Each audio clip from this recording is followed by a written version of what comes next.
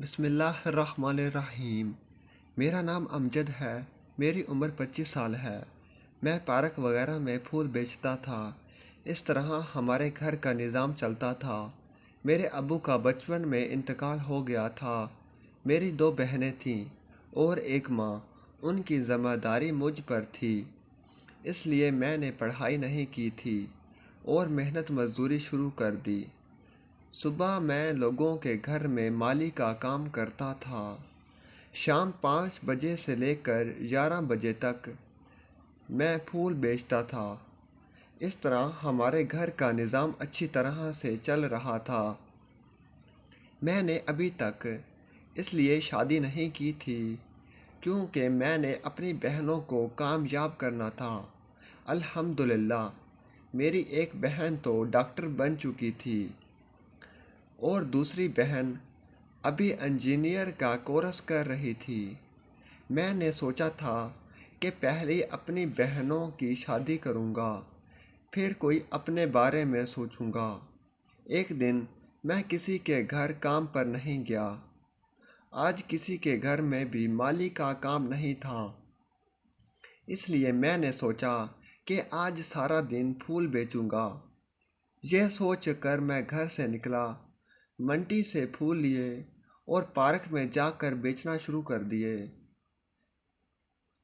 پھول لیے میں ادھر ادھر پھر رہا تھا۔ کوئی مجھ سے پھول لیتا اور کوئی اگنور کر دیتا۔ میں سب سے پوچھتا۔ پارک میں اکثر نوجوان لڑکے لڑکیاں بیٹھے ہوتے ہیں۔ زیادہ تر لڑکے پھول خریدتے ہیں اور اپنے دوست لڑکیوں کو دیتے ہیں۔ اس کے علاوہ بچے اور دوسرے بڑے بزرگ بھی ہوتے ہیں، لیکن وہ کم خریدتے ہیں۔ اس طرح میں پھول بیچا کرتا تھا۔ اچانک میرے پاس ایک لڑکی آئی جو بہت زیادہ خوبصورت تھی۔ اس نے ٹائٹ لباس پہنا ہوا تھا اور وہ چھوٹا سا تھا۔ اس کی عمر تقریباً 14-15 سال تھی۔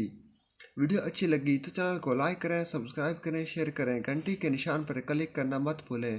کمنٹ سیکشن میں اپنی رائے کا اظہار ضرور کریں۔ شکریہ۔ اس کی عمر کوئی 14-15 سال تھی۔ وہ کہنے لگی، بھیا یہ کتنے کا ہے؟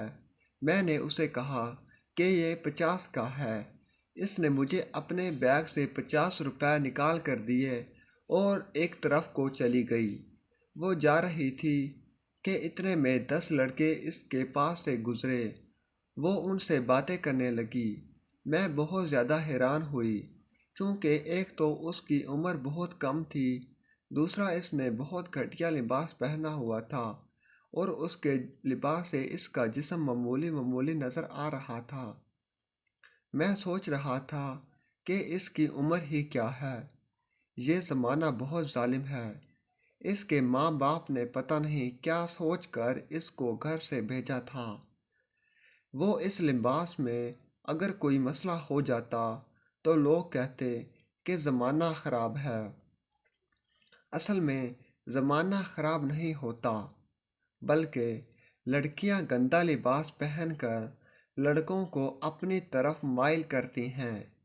اس طرح ننگی لڑکیوں کو دیکھ کر ان لڑکوں کے اندر کا شیطان جاگ جاتا ہے۔ میں پارک میں گھوم رہا تھا کہ دوبارہ میری نظر اس لڑکی پر پڑی، لیکن اب اس کے ساتھ ایک لڑکا تھا اور وہ بائک پر اس کے ساتھ کہیں جا رہی تھی۔ اچانک میرے ذہن میں خیال آیا کہ میری بھی 2 بہنیں ہیں، لیکن میں نے کبھی بھی ان کو ایسا لباس پہننے نہیں دیا۔ میرے ذہن میں عجیب و غریب خیالات آنے لگے۔ میں فوراً گھر گیا اور کہنے لگا کہ امی جان، میری بہنیں کہاں ہیں؟ تو امی نے کہا کہ تمہاری چھوٹی بہن تو کچن میں کھانا بنا رہی ہے اور بڑی بہن ہسپتال میں ہے۔ میں نے اپنی چھوٹی بہن کو بلایا اور اسے کہا کہ میں تمہاری بہن کو کھانا دینے جاتا ہوں، تم کھانا پیک کر دو۔ تو میری چھوٹی بہن کہنے لگی کہ بھائی جان، آج آپ کو کیسے خیال آ گیا؟ میں نے چھوٹی بہن کو کہا کہ جلدی سے کھانا پیک کر دو۔ اس نے ایسا ہی کیا۔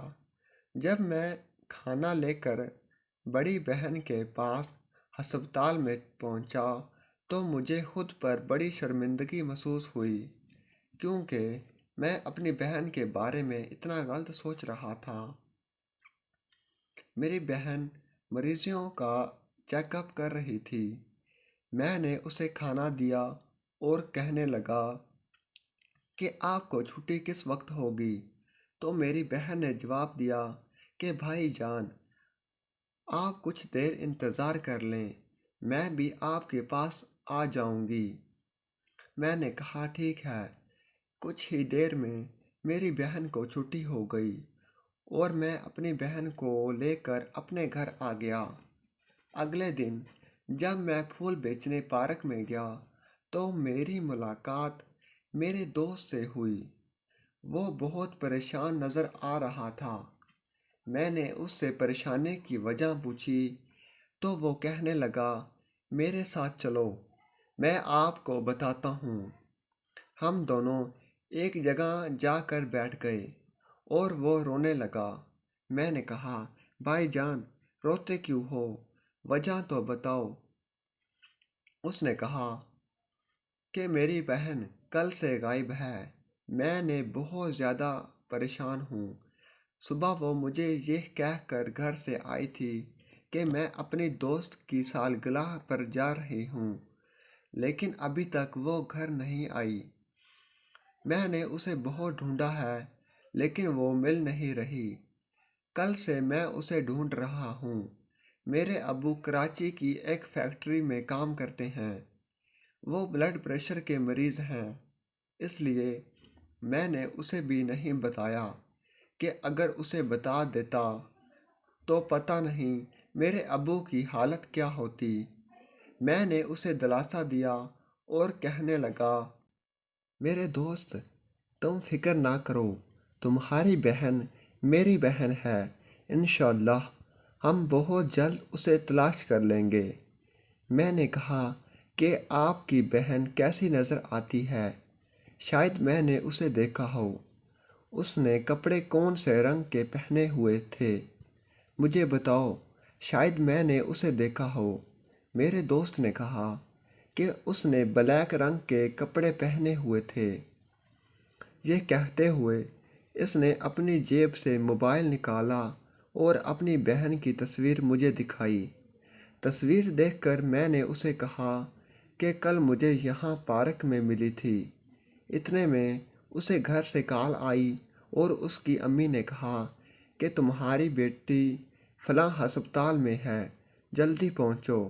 ہم دونوں ہسپتال پہنچے تو ہمیں خبر ملی کہ اس کی بہن کے ساتھ کئی لوگوں نے مل کر زیادتی کی ہے اور اسے لاوارث جگہ پر چھوڑ پھینک دیا گیا ہے۔